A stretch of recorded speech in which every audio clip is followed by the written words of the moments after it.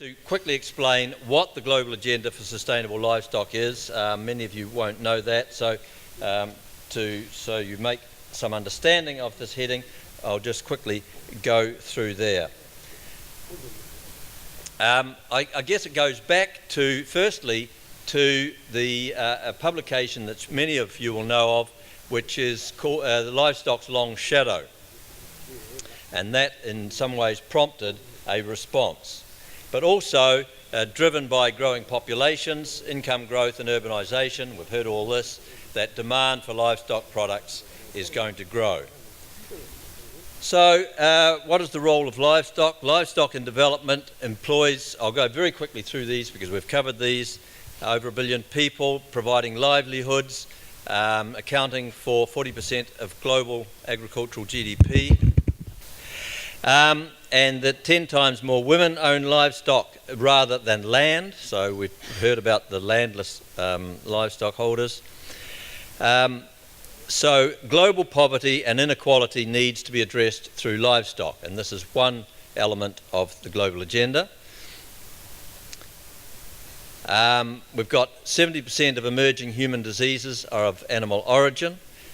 We get provision of global protein, micronutrients essential to the development of for human cognitive functions. We've heard some of that earlier today. And as a source of food can, on the other hand, contribute to obesity and other food-related risks. So there is this aspect of global food security and the health needs which can be addressed through livestock. And the third point, the resource and climate change aspect. We've got the greenhouse gas emissions. 26% of land is used for grazing and 33% of cropland is used for livestock feed. It's not just dairy, of course, but we've also got beef, poultry and pork production. The water use, and we've heard of that yesterday. The biodiversity impacts. So the global environmental issues need to be addressed through livestock also. So we have these various factors, and for a sustainable livestock sector, there is no single answer. The diversity of contexts and systems, we've heard that. There's no single organisation that can resolve all those issues, and there's no single stakeholder group which by its own can resolve those issues. So there's a need for collective, concerted and global action, and this is what this panel is about.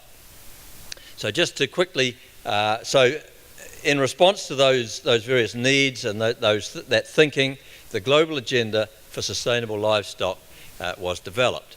It's a multi-stakeholder partnership, it's open, it's voluntary, it's inclusive, we work by consensus, we're interested in direction of change, so continual improvement by change of practice, it's knowledge-based, and we respect all the views of the various stakeholders.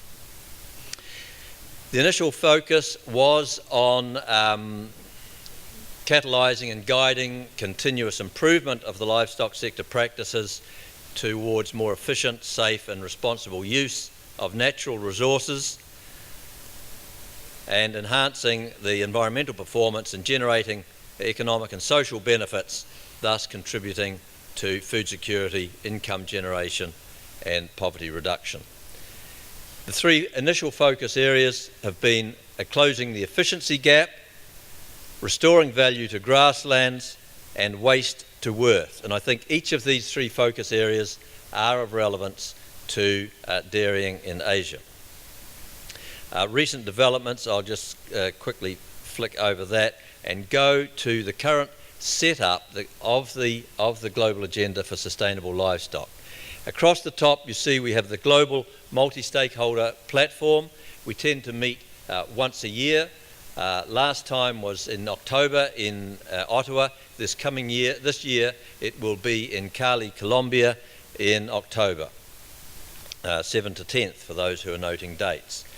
And this is composed of various stakeholder clusters. So we take in, there's a cluster for the public sector, for the private sector, and various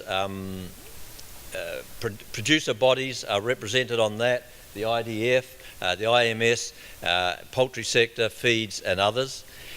Research and academic organisations, NGOs are another cluster. Social movements, so we've got, that includes the nomadic tribes people and nomadic animal owners, landless animal owners, and so on, the social movements that support them, and also donor cluster. So these are different multi-stakeholders that each have their say in the running of the platform, and particularly of the guiding group, which is the council, if you like, or the guiding group, which has a small executive committee, but the guiding group has all of those clusters represented on it. And so I'm the chair of that. And we are supported by a support team, which is provided by FAO in Rome. That's what was decided early on. It could be anywhere. It could have been at ILRI, it could have been at the World Bank, it could have been elsewhere. It was decided at the time that FAO would be that support team, and that has been very successful in my view. And we worked through the various focus area groups, which I've just mentioned, closing the efficiency gap, grassland and the waste to worth, and various pilot. We hope to see more pilot multi-stakeholder platforms, either on a regional basis or a country basis. And I think this is something that we can look at tomorrow more closely as to where a dairy platform for Asia, for example, might fit in. Also, I should mention in here LEAP that Carolyn talked about yesterday. LEAP is also comes in the umbrella of this global agenda. It's an important tool for analysis and description and assessment that we have available. So that's, I hope, given you some introduction to the global agenda, that it's a multi-stakeholder platform, brings in the various clusters so that we have all working together.